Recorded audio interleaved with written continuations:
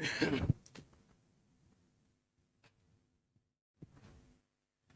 بالله من الشيطان الرجيم بسم الله الرحمن الرحيم اللهم صل على سيدنا محمد الفاتح لما أغلق والخاتم لما سبق وناصر الحق بالحق والهدي إلى صراطك المستقيم وصلى الله عليه وعلى آله وصحبه حق قدره ومقداره العظيم اللهم صل على سيدنا محمد وعلى آل سيدنا محمد كما صليت على سيدنا إبراهيم وعلى آل سيدنا إبراهيم وبارك على سيدنا محمد وعلى آل سيدنا محمد كما باركت على سيدنا إبراهيم وعلى آل سيدنا إبراهيم في العالمين إنك حميد مجيد إلهي أنت مقصودي ورضاك مطلوبي أعطني محبتك ومعرفتك يا أرحم الراحمين.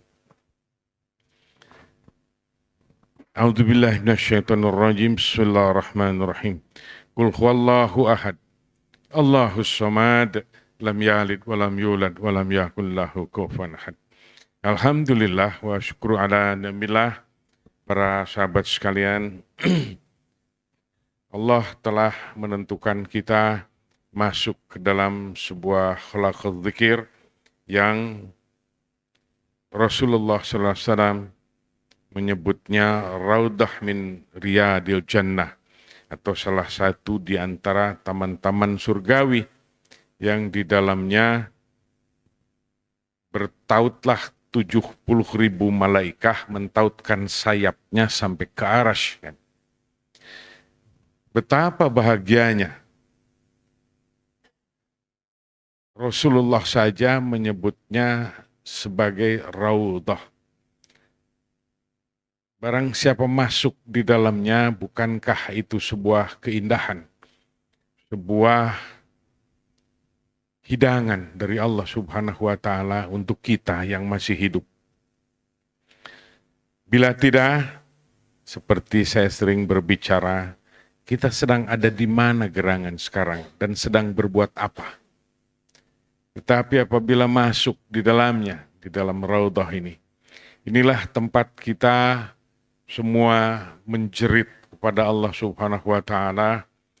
Yang paling utama adalah kita mohon ampunan, karena sa'ah demi sa'ah itu adalah perdosaan saja yang banyak kita lakukan. Entah itu dari gerakan-gerakan hati kita, entah itu dari perbuatan yang sangat nyata kita lakukan di alam semesta ini, di alam syahadah ini, sehingga itu digenggam dan dicatat oleh malaikat sebagai amal kita, baikkah atau burukkah, semuanya akan ditimbang.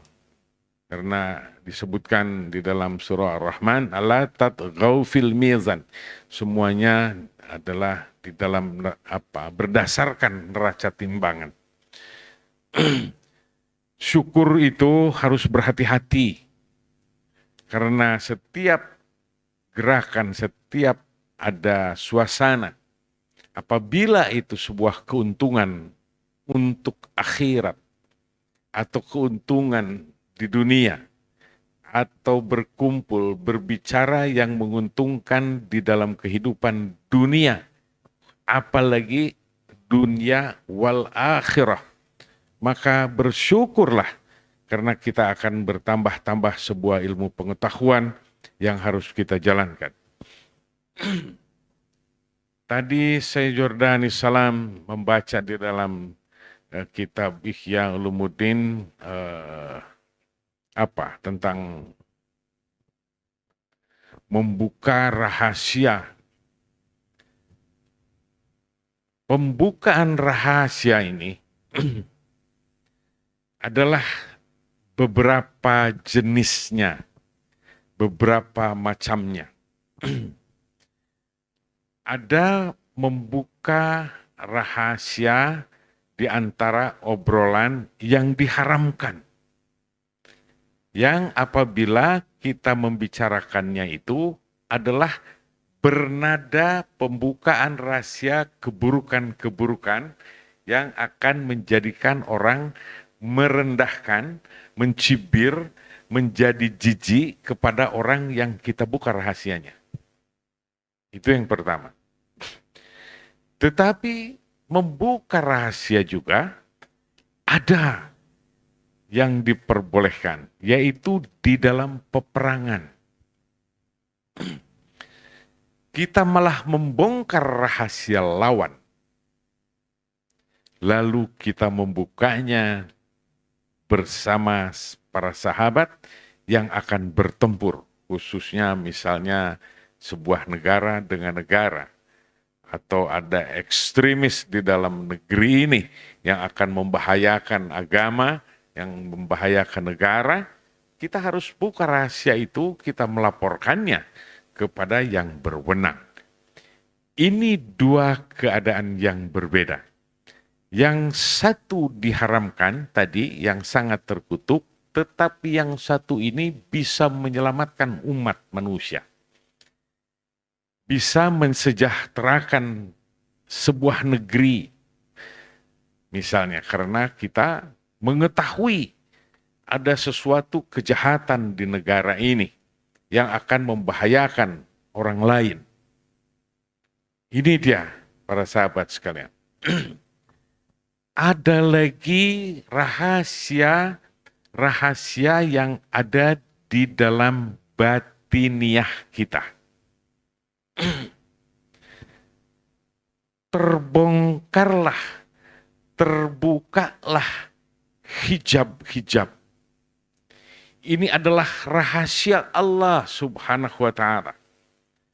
Maka para pejalan sejati atau para ahli thariqah atau orang yang bertasawuf atau yang disebut tasawufan rojulu, seseorang yang berpindah kehidupan dari kehidupan biasa pada dasarnya ke dalam kehidupan kesucian. Maka Allah biasanya membongkar beberapa rahasia-rahasia, berarti sebuah keindahan, berarti terbukanya hijab-hijab yang Allah turunkan. Inilah yang dimaksud warasakhullahu ilma ma lam ya'lam. Allah membukakan, mewariskan ilmu pengetahuan yang belum pernah diketahuinya. Karena apa gerangan? Karena amalnya.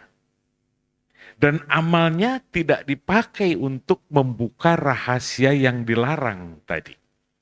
Itu salah satu peringatan di dalam kitab Ihya Ulumuddin ini kepada kita gerangan yang hidup di masa kini, agar kita tidak berbuat sesuatu yang menjadikan bicara kita orang lain menjadi terendahkan derajatnya, bangkitnya sebuah kebencian, bangkitnya sebuah buruk-buruk sangka, dan tuduhan-tuduhan dari dalam hati kita berupa keburukan-keburukan karena dibukanya rahasia-rahasia tentang keburukan orang lain.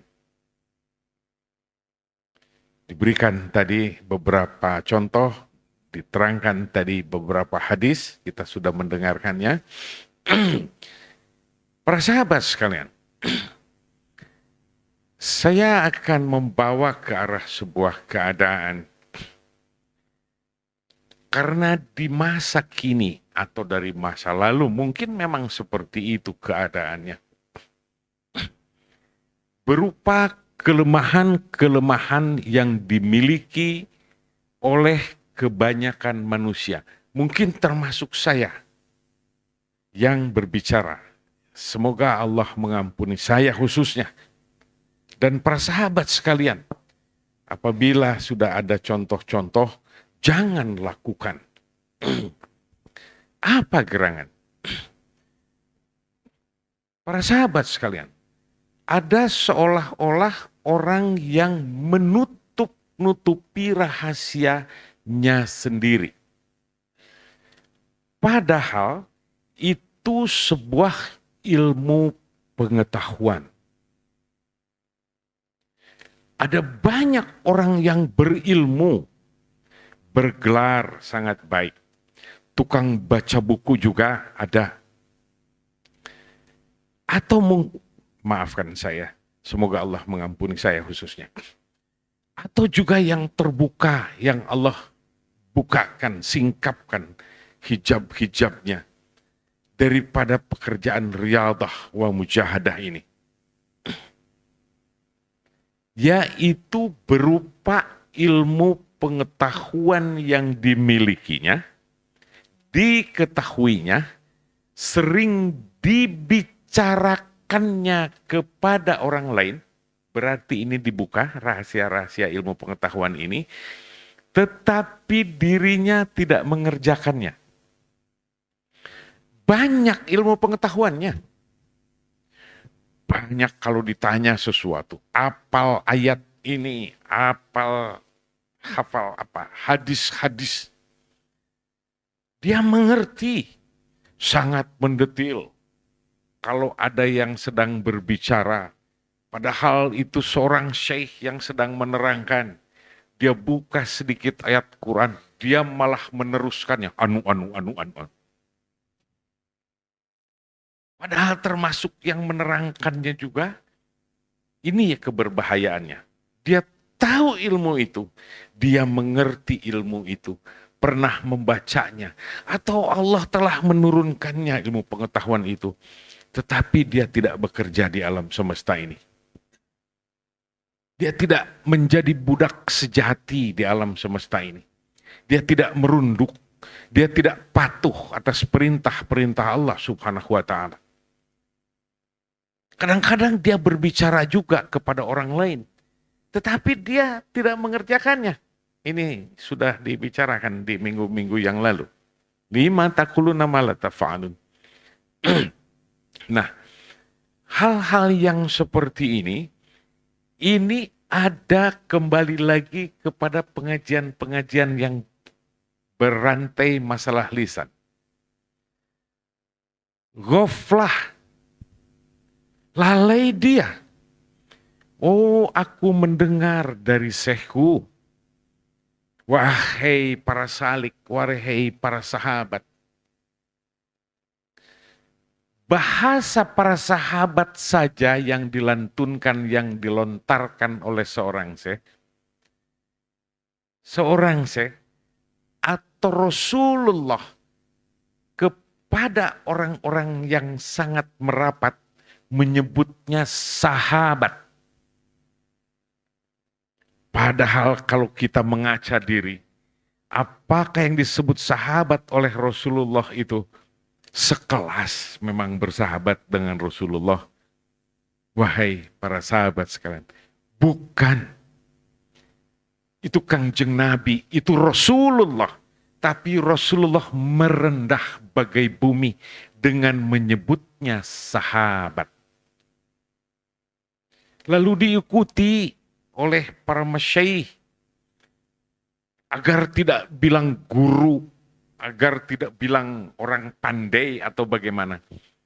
Maka para masyaikh itu menyebutnya sahabat, mengikuti bahasa Kangjeng Nabi. Yang sesungguhnya para salik itu hakikatnya adalah salik dan mursyid. Ada adab-adab yang khusus bagaimana salik kepada mursyidnya dan bagaimana mursyid kepada saliknya. Ini dia juga sesuatu ghaflah. Ada lagi yang tidak mengerti. Oh, sahabat itu begini, harus begini. Jadi malah diajarin syekhnya. Ada itu. Bisa seperti itu. Para sahabat sekalian. Para penzikir sejati pasti punya bekas di dalam hatinya, hasil dari riyadah wa mujahadah. Dia mengerti. Atau saya sering berbicara, aku sama anak syekhku saja takut. Padahal itu anaknya. Mengapa begitu? Di dalam hadis disebutkan kalau engkau tidak tahu siapa dia, siapa temannya. Kalau temannya pemabuk, dia pemabuk, nggak jauh. Kalau temannya orang alim, dia orang alim. Kalau kita kenal siapa dia, apa pekerjaannya, tercatat di dalam hati. Oh, ini putri sehku, putra sehku nih yang laki-laki ini. Putra sehku. Ingat kepada sehnya. Maka bangkit sebuah kewaspadaan di dalam dadanya. Karena tahu pekerjaan syekhnya seperti apa. Yang mengajari diriku di masa yang lalu. Lalu sedang goflah pun diperbaiki hatinya. Ini satu. Goflah berkaitan dengan apa-apa tentang membuka rahasia-rahasia yang kita alami. Zahiran wa batinan. Tidak disadari. Mengapa seperti itu? Karena kebodohan yang kita miliki. Atas dasar itulah kita mengaji terus. Satu lagi para sahabat sekalian. Pemilik ilmu pengetahuan ada yang hanya membicarakannya kepada orang lain. Itu pun kalau murni di dalam hatinya. Dia membuka rahasia-rahasia ilmu pengetahuan ini. Untuk siapa gerangan? Untuk dada-dada orang lain. Tempat bercokolnya kolbi manusia. Dibukanya rahasia-rahasia yang tersembunyi itu. Agar para sahabatnya dan orang yang mendengarnya itu melakukan sesuatu keindahan. Berarti kita bongkar rahasianya bukan keburukan-keburukannya. Karena membuka rahasia keburukan lebih baik buka keburukan kepada diri kita sendiri, lalu kita memperbaikinya. Ini termasuk rahasia para sahabat sekalian. Satu lagi rahasia lagi. Di samping dia berbicara seperti itu, bahayanya apabila dia tidak melakukannya. Di minggu-minggu lalu, bulan-bulan lalu, saya pernah menerangkan juga yang satu ini. Dia adalah orang munafik. Na'udzubillah, summa na'udzubillah. Semoga saya banyak berbicara ini di malam Sabtu ini. Semoga apa yang saya bicarakan itu adalah kesadaran yang saya miliki. Dan saya ingin bisa mengerjakannya. Saya mohon pertolongan kepada Allah Subhanahu wa Ta'ala. Atas apa yang saya bicarakan ini bukanlah sebuah kekotoran. Karena untuk apa memperbanyak pembicaraan, tetapi sesungguhnya itu adalah menyiksa diri kita sendiri. Mengotori hati kita sendiri. Karena kita sendiri tidak mengerjakannya. Yang kedua rahasia. Ini adalah lebih tinggi lagi. Para ahli ma'rifah dengan sebuah keadaannya. Kalau itu masih tamkin atau apa, masih bergerak terus, tamkin masih naik atau turun naik, atau naik terus, boleh mungkin saya, ampuni saya ya Allah, boleh saya menyebutnya makom-makom saja. Kalau itu masih tamkin. Ada yang sudah menetap sebuah keadaannya. Ahli ma'rifatullah.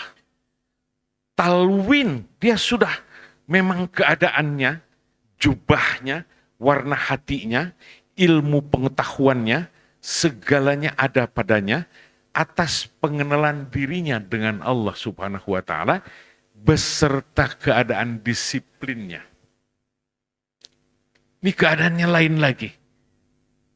Jarang membicarakannya kepada orang lain sehingga ilmu-ilmu pengetahuan itu tersimpan di dalam pemilik keadaan ini. Tersimpan, terdiamkan. Hanya diri sendiri yang mengetahuinya. Mengapa begitu? Karena banyak juga sesungguhnya alasan. Karena ini harus dipilah-pilah. Kepada siapa gerangan ini dibicarakan dan kepada siapa gerangan ini tidak boleh dibicarakan. Karena itu akan mengandung pendapat, efek-efek atau tata cara nalar atau berpikir yang tidak sampai, yang juga sangat tidak diperlukan karena dia tidak bisa mengerjakan itu. Hanya sebagai pengetahuan biasa yang dapat terlupakan kapanpun. Sedangkan bahasa-bahasa sekarang yang sedang saya bicarakan saja, begitu pulang, kalau tidak ada rekamannya, di masa modern seperti masa kini, mungkin sudah lupa.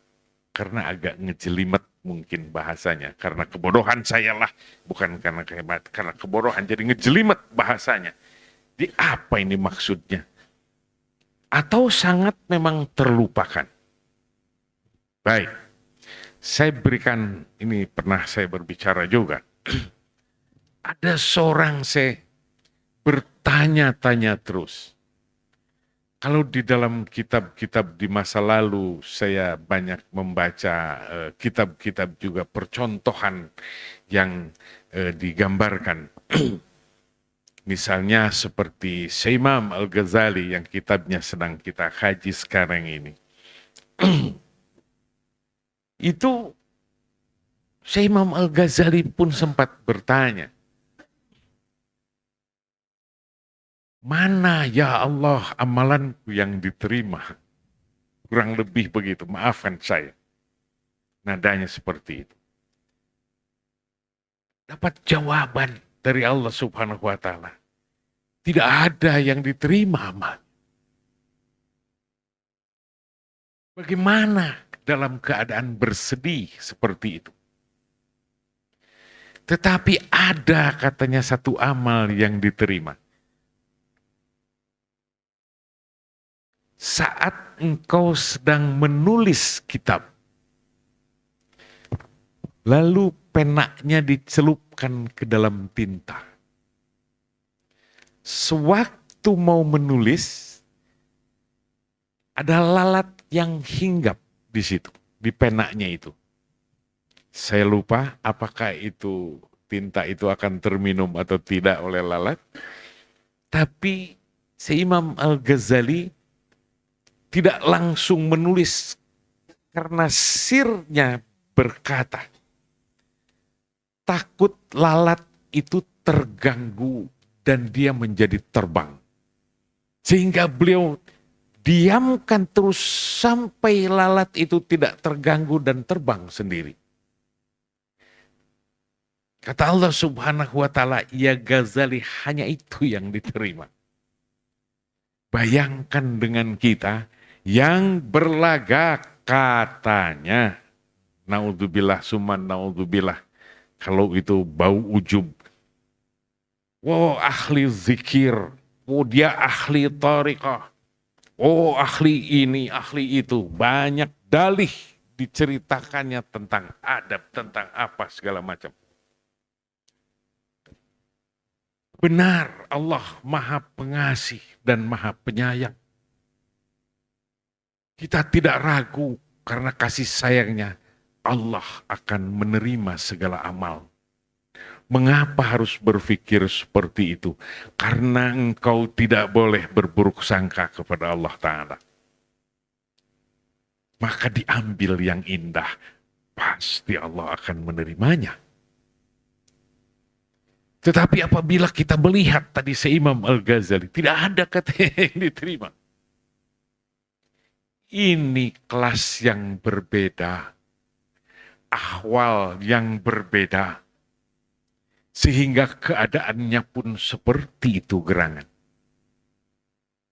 Ini Imam Al-Ghazali, maafkan kalau ada kesalahan-kesalahan atau kelebihan atau kekurangan berbicara tentang beliau.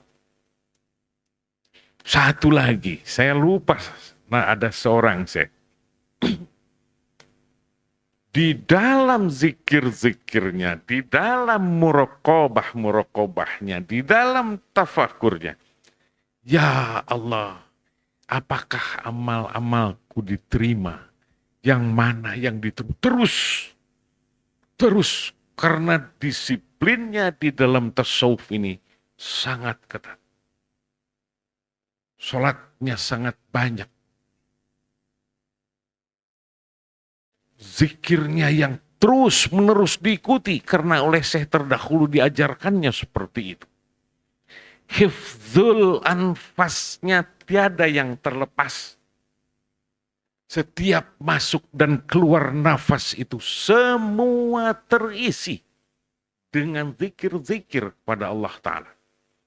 Karena dilatihnya, aku satu hari satu malam terkecuali dalam keadaan tertidur, aku tidak boleh lepas menyebut sambil mengingat. Dengarkan baik-baik, menyebut Allah dan sambil mengingat. Banyak orang yang berzikir, Allah, Allah, Allah, Allah, Allah, Allah, Allah, Allah, Allah, Allah. Wah, karena kata syekhku harus ribuan ini dihitungnya. Fikirnya kepada angka, kepada hitungan. Dia ghaflah kepada yang kita zikiri.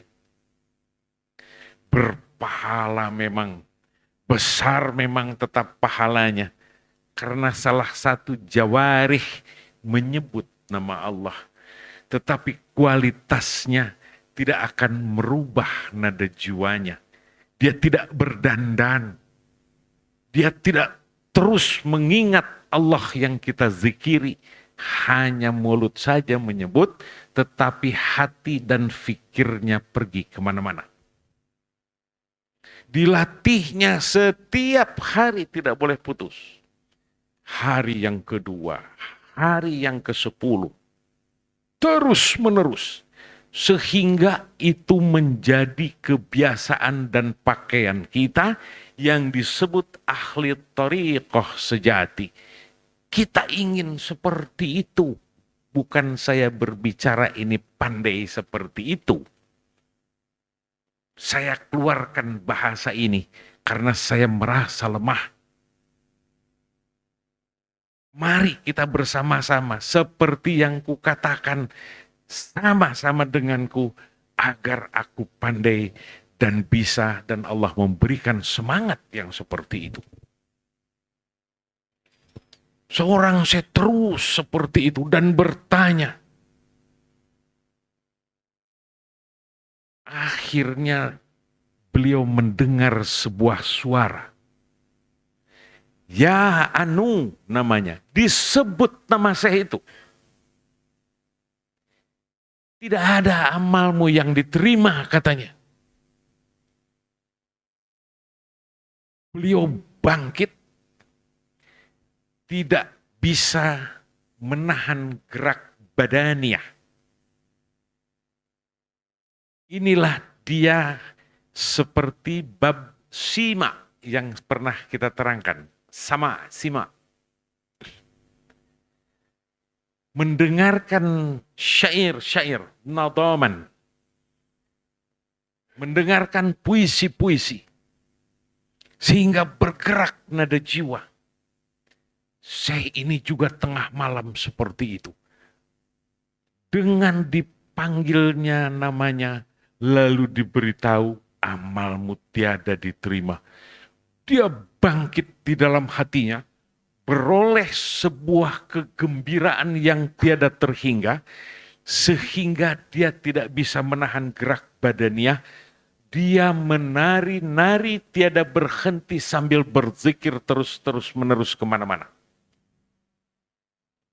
Sehingga orang lain menyebutnya, mengapa saya itu seperti orang gila? Tetapi banyak juga para ahli tasawuf, bahkan yang sudah syekh seperti itu, sudah mursyid mengajar orang lain. Tidak bisa juga mengukur gerak badaniahnya. Atau bersembunyi. Karena tidak ingin rahasia-rahasia yang tadi dibacakan oleh Syekh Jordani Salam, rahasianya terbuka.